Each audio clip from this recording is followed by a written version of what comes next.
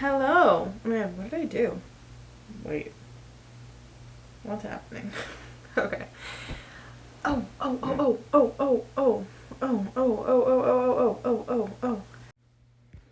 Hello. Welcome back. Oh, hey, it's you again. And also, it's me again. Hey. We're doing the phone mic thing. I don't know if you guys could see it last week, but I did have my lovely dino. She doesn't have a name, and I've had her for a long time. So if anybody has any recommendations for my child, leave it in the comments. Anyway, okay. I am here again in my bed at night. That's why the lighting's not ideal. Because I live with another person and I can only speak my truth when no one's around to hear it. I'm also in another pink, long sleeve. That's by accident. I just own a lot of pink shirts. If you're my mom, yes, this is that sweater that you hate. Anyway.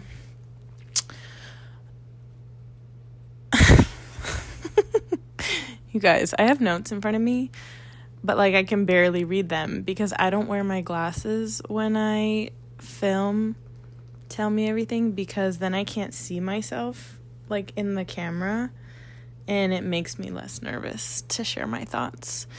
But anywho, I just enlarged the font. So, this week on being a 24-year-old girl living in Miami, I have been thinking a lot about, so last week we talked about New Year's resolutions and just honestly all the change that you want to do for yourself. And also I've been thinking this week a lot about fitness and how I want to make fitness a habit as opposed to an obligation. And I was just ruminating on this thought and I was like, it's literally cheaper to love myself. It's literally cheaper just to like my body because the gym, expensive. Workout programs, expensive. God forbid I want to take a fitness class, a specialty fitness class, or join a specialty gym. God forbid I'd like to enjoy working out for once and maybe do it with other people instead of by myself. It costs $1.5 million. So I've been thinking about it. I'm it's literally just cheaper to like myself. Surprise. Everybody knew that except for me. But then on the other hand, is it? Yes, it's cheaper, monetarily. But also, it's not because it takes up mental retail in my brain to be and it's not that I hate myself or I hate my body and it's not that I look at myself and I'm ugh. And I not to make fun of people who deal with that. I have to laugh about it, otherwise it's too serious. And as if you didn't get the memo from last week, it's not that serious. It's never that serious. Nothing I say is ever that serious. Also, if you're new here, hi, welcome. This is my podcast, quote unquote, version of my channel. It's called Tell Me Everything, where I literally just talk about whatever I want because I can. And because I have the camera and the channel, and so I have the mic, and so I can say whatever I want. No, but basically it's called Tell Me Everything because I have a lot of different interests, and I hate when, with the internet, you have to, ultra niche yourself. It just feels really disingenuous to me, so I'm not doing it. But anyway, back to working out. I don't, hate the way that I look or anything. It's just that, I know I grew up very active. I was always playing some form of sport. And it was very, competition-based in that way. So it was very much, my athleticism was tied to a result as opposed to a goal. It was, if I trained really hard, then I played well, and then, we were more likely to win a game. Obviously, it's not a direct one-to-one correlation, but it's, at least in team sports, if you train hard, typically that means that you get playtime. And so my fitness was very correlated to an outcome, and therefore I trained a lot. And I spent my fair share of time on the bench, which is why I trained a lot. But whatever. Anyway, I basically was I can't sit on the bench anymore. I was embarrassed by it. But now, as an adult, there's no incentive, basically, other than, living a long, healthy, happy life. Like, of course, I want to grow up and be healthy and all those things. But, there's no immediate outcome, because, as I'm sure everybody's aware, when you work out, that change in your physique takes a number of weeks, if not months, if not years. Obviously you're able to work up to things. For example, if you're going to run a marathon, obviously you're either running the marathon or you're not. It's not, you get better over time with all those things. But again, it's not as immediate of an outcome as of a result. And also I kind of hate running. So marathons are not for me, because I've had that thought of why don't you just sign up for a marathon? I'm signing up for a 5K now. You can't convince me to run half the time. Sorry. And so because there's not some sort of immediate outcome, not instant gratification, but just a quicker, I'm not getting any validation outside of just doing it for my health. There's no, I don't know. I think you guys get what I mean. Just because I don't have that type of gratification in that way, it's really hard to stay motivated and to want this change for myself. And so I was thinking, and I was my biggest barrier to fitness is my unwillingness to change. And that sounds really harsh. And unfortunately, for those of you watching, not only is it true for me, it's also true for you. Anything that you are wanting to do in your life, your biggest barrier is your unwillingness to change. That's just how it is. I feel very comfortable in my life. I feel very happy with just the person that I am, the way that I look, all of these things. And hating myself isn't going to get me anywhere. I just have to be willing and wanting eventually one day to change. And I think that that's a really difficult spot to be in, because my only motivator has to be me. And while for some people that's really empowering and a really wonderful challenge for them to partake in, for me it is not.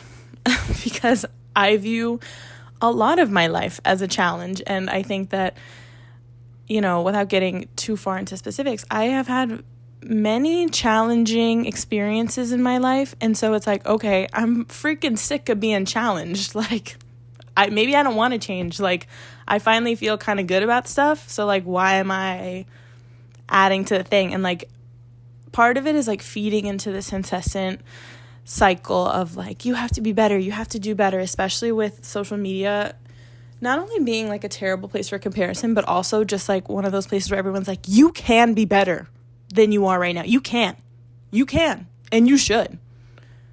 And then the other half of just the reality of life, and also the other half of social media, where people are just love yourself and your situation and be totally complicit in the life that you live, because anyone who's telling you to change is rude and hates you, and very much the victim complex of it all, of anybody who doesn't like you exactly the way you are is the worst person to ever walk the planet. And so I think that my difficulty right now in my 20s is finding that middle ground between the only person who can change me is me, and while I like who I am, there's also a benefit to change, specifically in terms of fitness. For emotional change and growth, I go to therapy. My therapist handles that. The words come out of my mouth, she helps me know what to do with them, and then we move on. But for fitness, I don't have that. I'm the person who has to think the thoughts, plan the workouts, do the thing, and then also maintain the motivation and the discipline over a long period of time so that I can actually see the results. So all of this to say, I'm in a very difficult place right now, because while, yes, it is cheaper to just love myself, and it is, easier to be accepting of where I am and how I'm living my life, I recognize that there is benefit to making changes that are hard. And I am having a hard time finding the discipline and motivation to continue through with those challenges because it is, a long-term goal as opposed to short-term gratification. And I just think that nobody really teaches you how to get through that because unfortunately, it is just something that you have to figure out for yourself, I feel, because everybody's so different.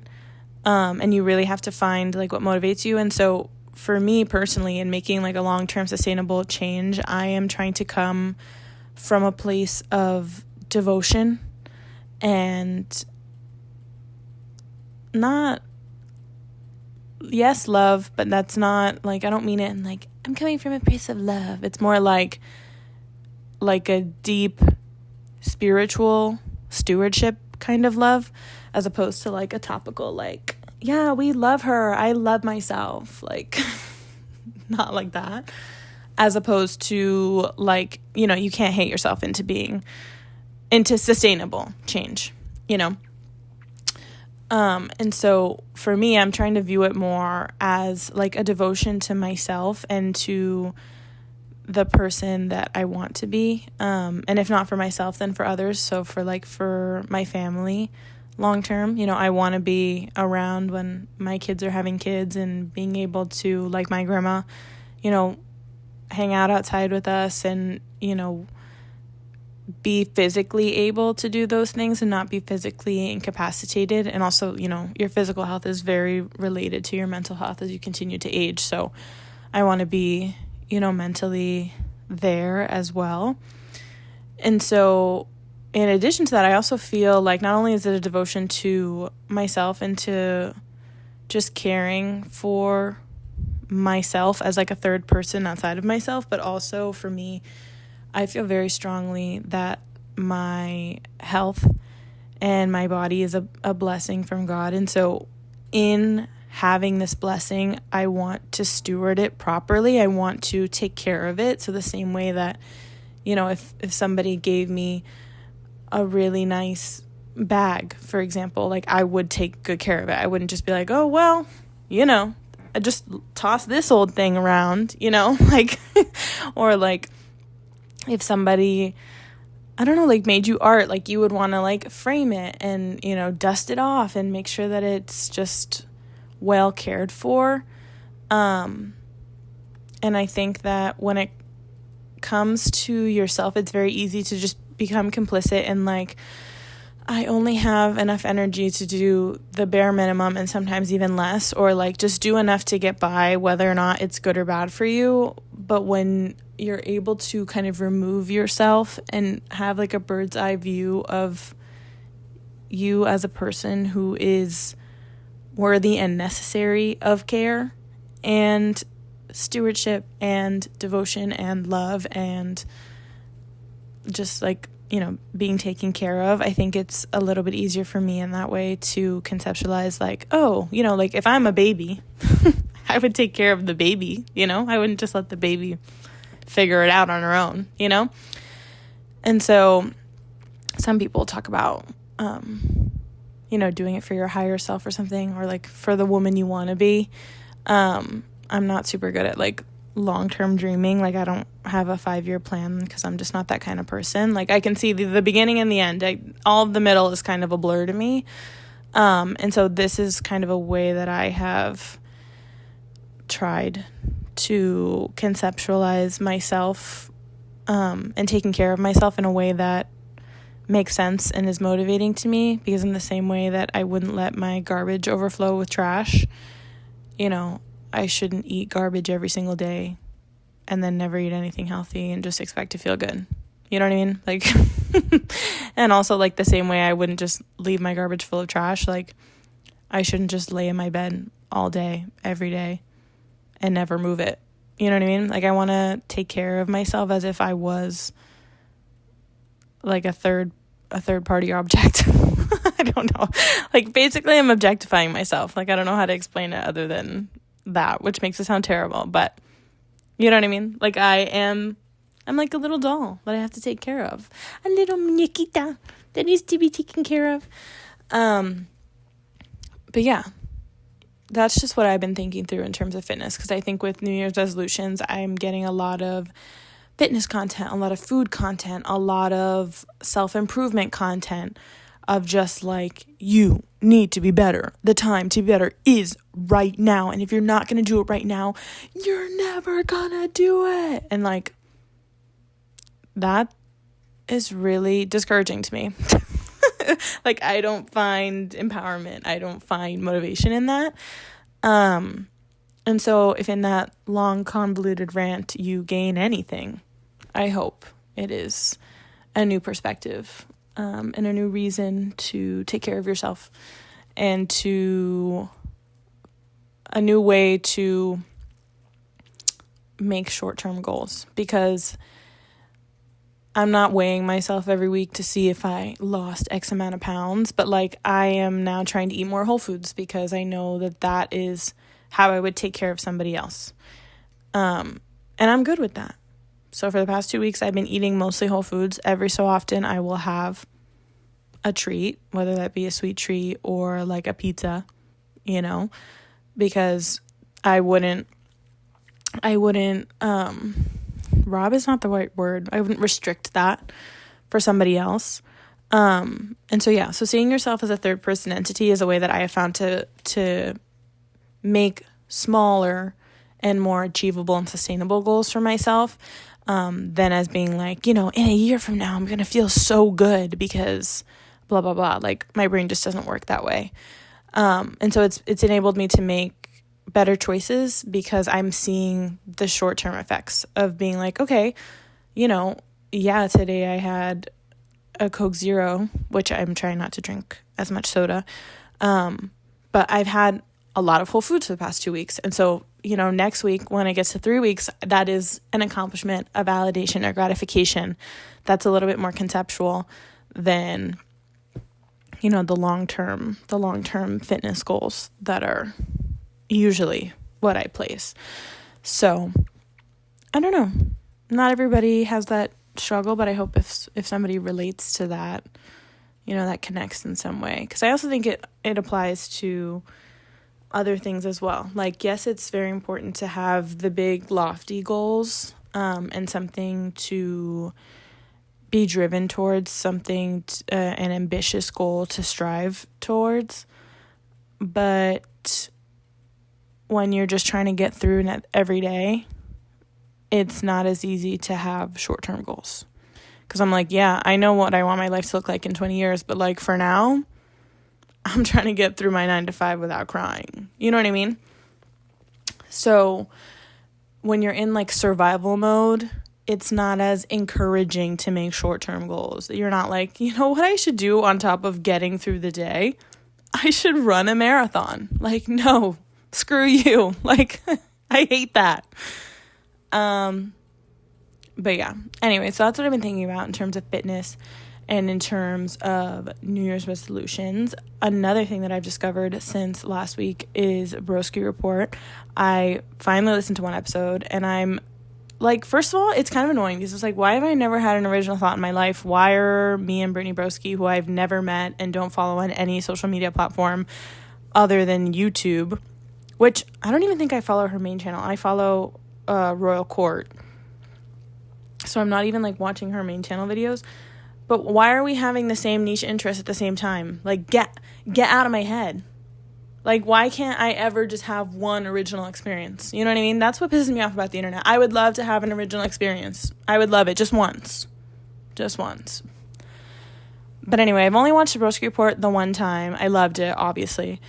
And if you're into Broski Report, I think Tell Me Everything is kind of your vibe. And I'm just so sad that I wasn't into Broski Report before. And I think I just need to get on the bandwagon with everybody else because clearly I was missing out. What else has been going on in my life?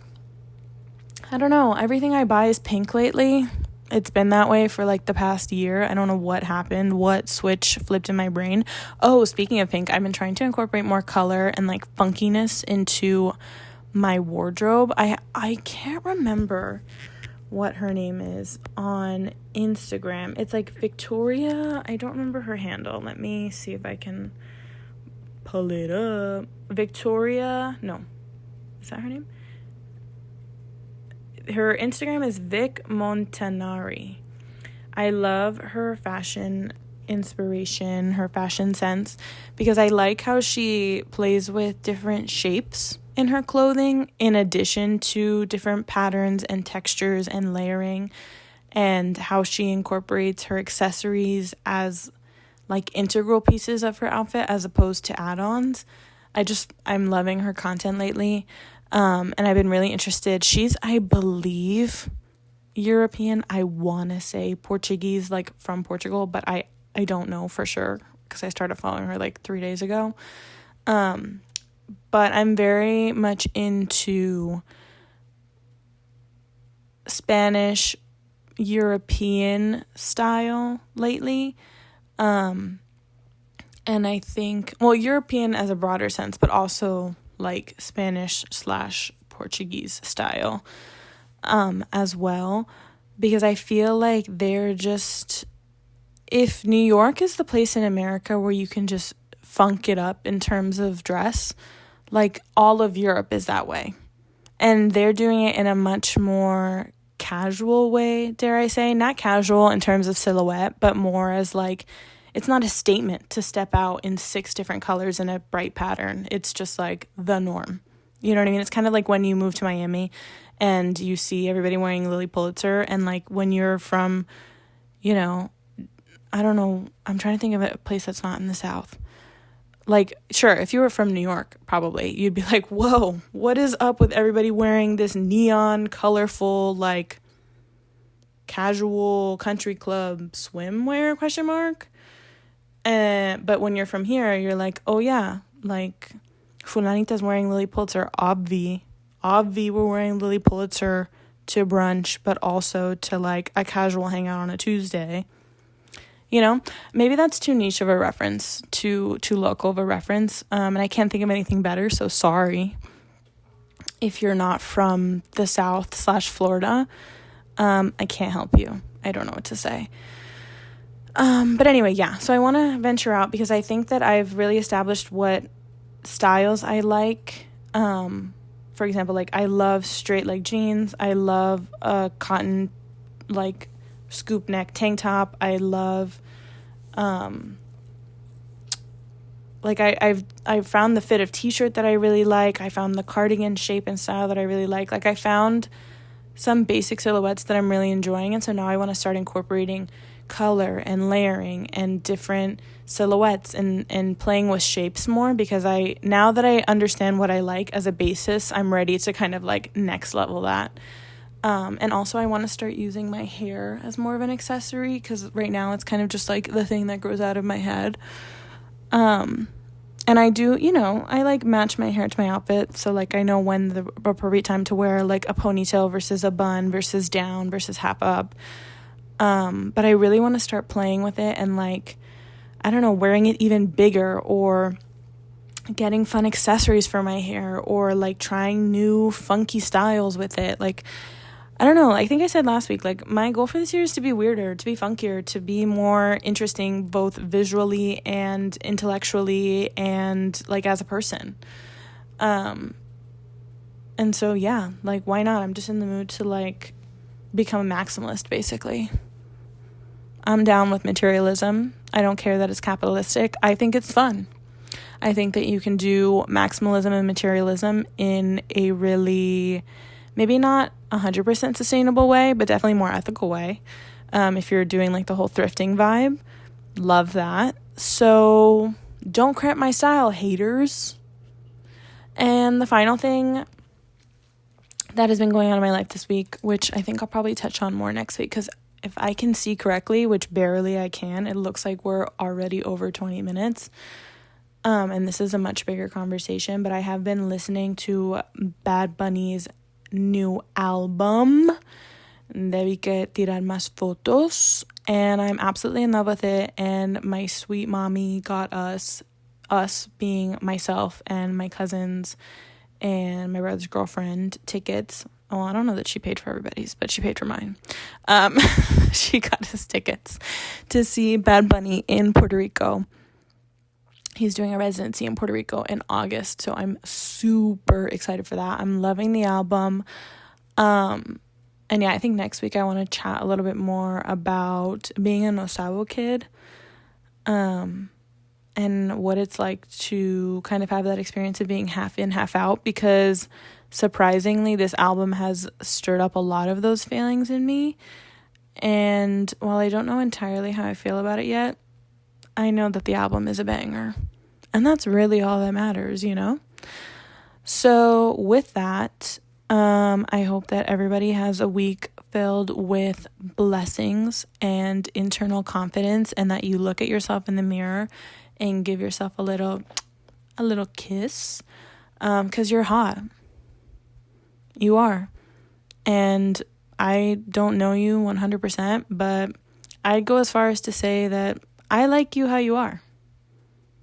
I don't know if I'd say that because I don't know you. But regardless, somebody likes you the way that you are. And that somebody should be you. And I dare you to make a goal for yourself this year to be weirder and to be more yourself. To get to know yourself even more than you currently do. To explore new interests and not constantly feel tied to the idea that there's only one you, one iteration of you. People change. Embrace it. Love it. In fact, feed into that. Change a lot. Change more. Why not? And change for fun. Like, don't change in big ways. Change in small ways. Like, if you always wear your hair in a ponytail, try a bun. If you always wear red nail polish, try blue. Like, if you always wear silver earrings, try gold. Like, why not walk a different way at the park? Get a new coffee order. Wear your dress as a skirt, or your skirt as a dress. Like, I don't know. These are all very low risk ways to change it up, to switch it up, to see what you like. Because what if you love it? Like, what if it's awesome? You know, what if everything works out? What if everything's fantastic? What if everything is better than you possibly imagined? What if things were good? And so anyway, because I want to end on a high, and that was clearly philosophical genius that no one's ever said before, and no one's ever thought before, and definitely no one's ever brought to the internet before. I'll leave you with that. As always, I love you, God loves you, and I will talk to you chicas next week. Bye.